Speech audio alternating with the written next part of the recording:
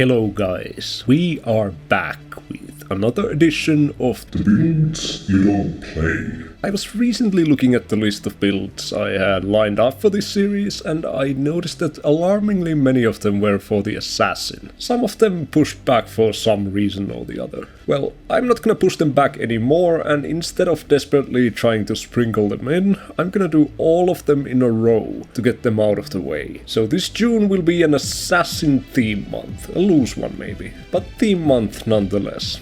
I'm gonna talk about some weird assassin builds until we got traps and claws and shadow warriors coming out of our asses. I'll start things out with the build that I certainly consider to be the most powerful one of all the ones I'm gonna cover. That is the Baal running Storm Lash Kixin. I hope you enjoy.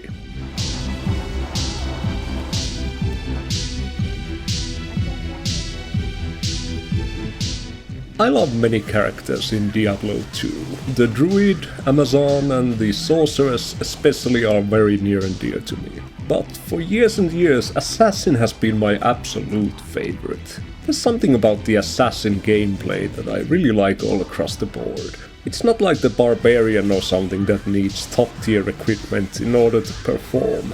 Thanks to Burst of Speed, you can still quite effectively get around even without teleport from Enigma, and with your damage being spread from lightning to fire to physical, it struggles with immunities way less than a Sorceress does, if you don't have access to Infinity Mercenary. Now, Assassin ain't the best late game magic finder or anything like that, but it's just overall a solid character, and I feel like there's a bunch of interesting ways that you can build it.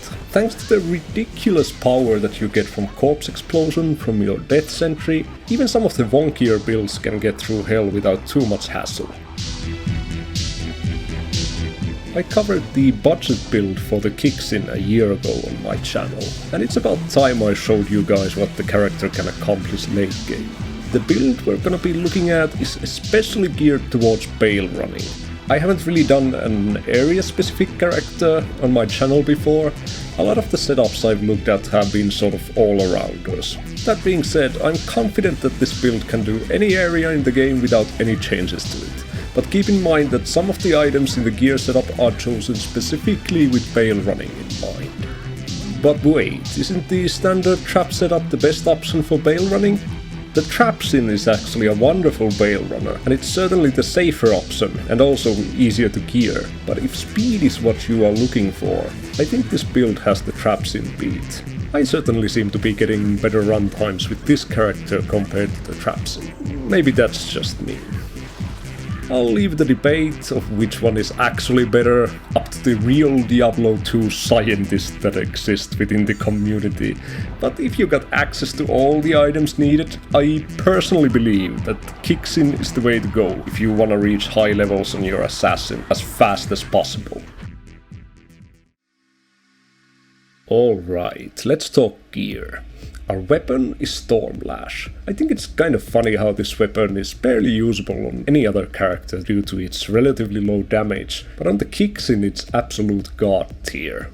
The stats on it are so good for this specific build. It's a fast base with attack speed, crushing blow, elemental damage, which actually adds up with the fast attack speed of Dragon Talon and Infinity Mercenary. It even has some lightning absorb on it, which is really nice if you get souls in the throne room. Most importantly though, it has the static field on striking. In my budget guide I used Crescent Moon Faceblade because I love getting that static field on the Kixin to boost out your AoE capabilities. Well, the Stormlash is essentially just Crescent Moon turned up to 11. This weapon is the actual nuts for this build. You can put a Bear Rune in it if you want some more crushing blow. I have a 15 all-rest jewel with some strength on it. The shield is Medusa's Gaze, and no, this is not a joke. I truly believe this is the best shield for this specific purpose. It's not just for the lower resist proc either. The slows target mod actually comes in very handy against Baal. If you apply 30% slow on him and then you freeze him with cold damage somehow, he will actually stop casting spells altogether. And sometimes when you get great RNG with the low resist procs on your run, it makes the character look absolutely broken. Baal's minions just get leveled. It actually contributes a lot to the fun of the gameplay, I think. I get an rune in this one, but given that the strength requirement on this thing is actually damn high, I think the best choice would probably be some sort of requirement lowering jewel with some good resists on it. The helm choice is actually pretty interesting. I use Crown of Ages with 2 bear runes in it for maximum damage reduction. The thing is, players' 8 Baal waves can get super scary if they spawn with extra strong or extra fast or something like that. Given that we actually wanna face tank bunch of the hits to proc the low resist curse from the shield, we really want all the damage reduction we can get. Resistances and hit recovery are also very helpful, and this thing is currently my only source of hit recovery in this gear setup. Now, Crown of Ages with a good roll on it is of course really difficult to find, and double burr is a big investment. 2 burrs is the bulk of an infinity rune word right there. If you don't have access to something like this, I recommend Shaco for some DR and extra trap damage. G-Phase also works too for that extra crushing blow and hit recovery, but you'll lose some trap damage and survivability with that one. Gloves are Trangs. These were actually suggested to me in the video comments. The poison skill damage boost actually applies to your venom. I'll talk about venom later when I get to the skill section of this video. Essentially these gloves are here mainly for the FCR, but the poison damage boost is a cute little bonus, I guess. The cold resistance from these things is basically irrelevant. Medusa's has a lot of cold res, so I'm already going way over the resistance cap without the Trangs. Our first ring is Ravenfrost to get some attack rating and the Vital Cannot Be Frozen mod. Arachnid Mesh for more FCR and plus skills. I also mentioned earlier that you want that 30% slows target in total against Baal, and I already got 20 from the shield. Well, here you go, there's the last 10% right here on this belt. Second ring is a BK ring. The plus skills on this thing boosts my trap damage, and the life leech is a neat little bonus since we are actually doing some melee damage on the character. My boots are Goblin Toes. I went with these over Gore Riders for the additional crushing blow, but I'm not actually entirely sure which ones are better for this purpose. Gores have some more damage, and the movement speed and open wounds are kinda tempting as well. If you put a burr rune in your Stormlash, Shadow Dancers actually also start looking pretty good since they give you a lot of hit recovery. My body armor is Enigma. I know everyone's probably sick of looking at the stats on this armor since you literally see it in almost any late game build. But I just wanna point out the damage taken goes to mana mod on it. It's actually very handy for this character, since we are getting hit by the monsters a lot. This mod is my only source of mana recovery on my gear, and I find that it works out absolutely fine. I basically only have to drink a potion if I run into mana burn monsters. I use Maras for the amulet.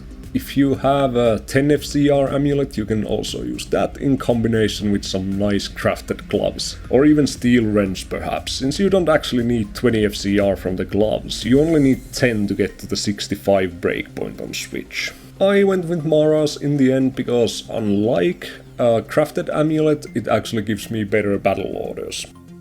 And speaking of battle orders, I of course have CTA and Spirit Shield on Switch. And this is also the weapon setup that I use for teleporting to the throne room and also when I'm putting down my traps. You wanna take advantage of the +3 skills that you get from these, since you don't actually have any plus skills on your main weapon set. I recommend either War Scepter or Military Pick as the base for your CTA for fastest trap laying speed. But it's mostly just a convenience thing. You are mainly putting down your traps only before fights when you are Baal running, and not during the fights themselves, so a slower base will work out alright too. The inventory is all of my best trap skillers.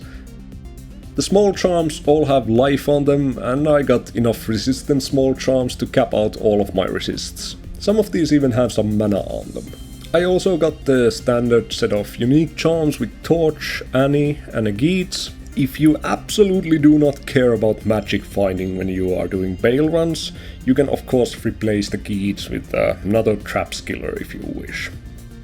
Now, the skill build will look way different than what I did on the budget version. Obviously the gear on this character is way better, so of course the things that we prioritize are way different.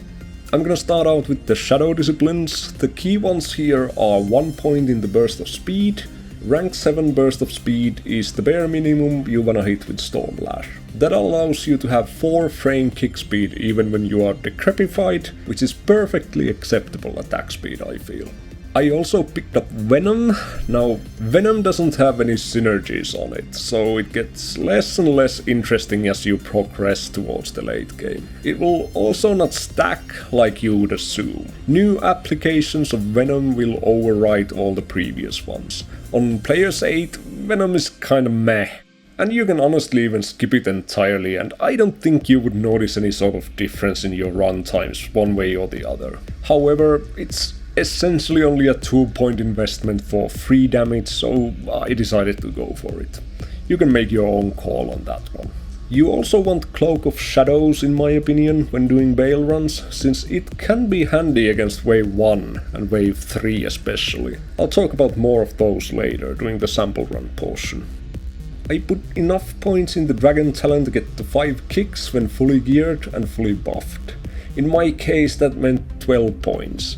Yeah, it's kinda weird that a Kixin would actually not max out the namesake skill of the build, but Diablo 2 works in mysterious ways sometimes. The Dragon Talon has quote-unquote breakpoints for the different amount of kicks you are getting. I think the realistic ones are 4 kicks at rank 18, 5 kicks at 24, and 6 kicks at 30 skill points. I recommend you aim for one of these breakpoints and then don't put any more points into it. Your attack rating might seem kinda low on your character screen because of this, but I guarantee you it's gonna be fine.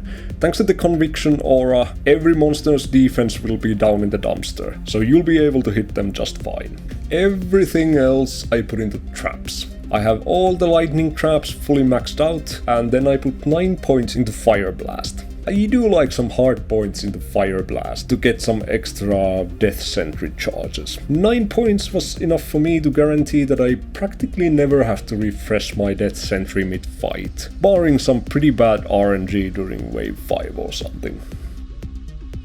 For the stats, it's again max vitality. I don't like to go for high block on a Kixin for the reasons I have given you on the budget build video, especially not with a shield that doesn't give you any faster block rate like Medusa's Gaze. So I have enough points in the strength to equip the Medusas and the crown, and then everything else went into vitality. On a melee character going against players 8 Baal waves, you want a lot of life. Luckily for us, the assassin actually has really good hit point gain per vitality point. I got 3.6k life when fully buffed, which is quite nice when you couple it with 39% damage reduction. My mercenary is using E-Bucked Fortitude, an Infinity in a Thresher, and Chammed Vamp Gaze. Yeah, this is the Bransky Merc setup. Now why this specific helm? Well, not only does it make the Merc more survivable thanks to the 20% damage reduction, but the key factor is that it actually has a little bit of cold damage on it.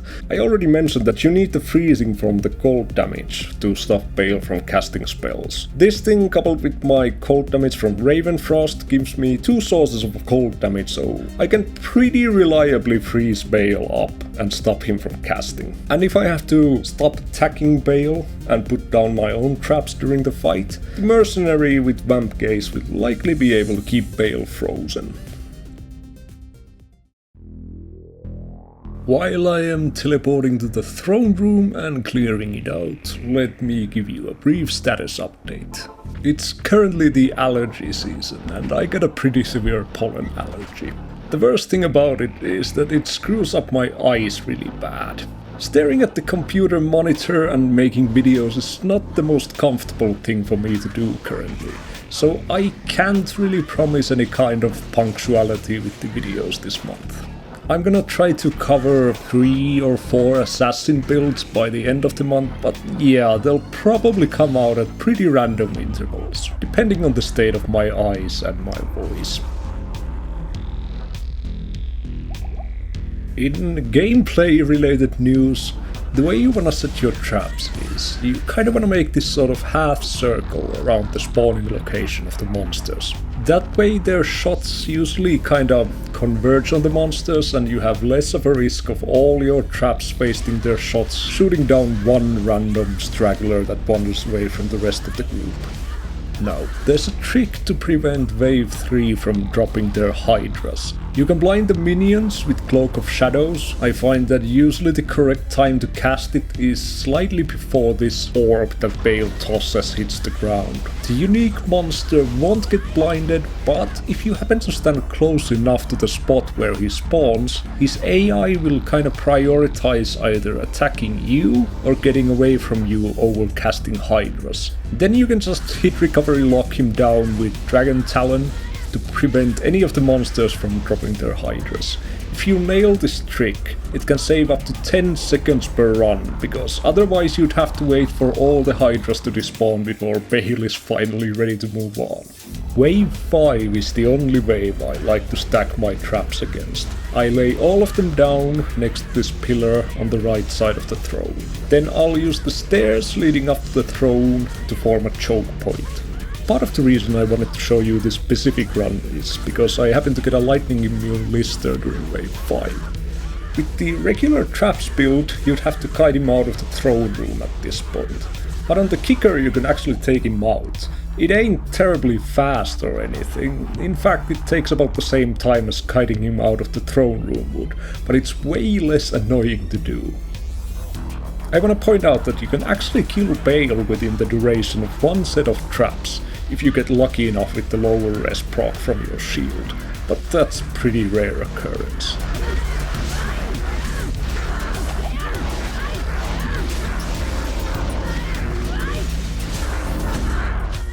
And that about does it for this video. Next time I'm gonna take a look at the martial arts assassin, so that'll be an interesting one for sure. Thanks for watching guys, Sigtoid out.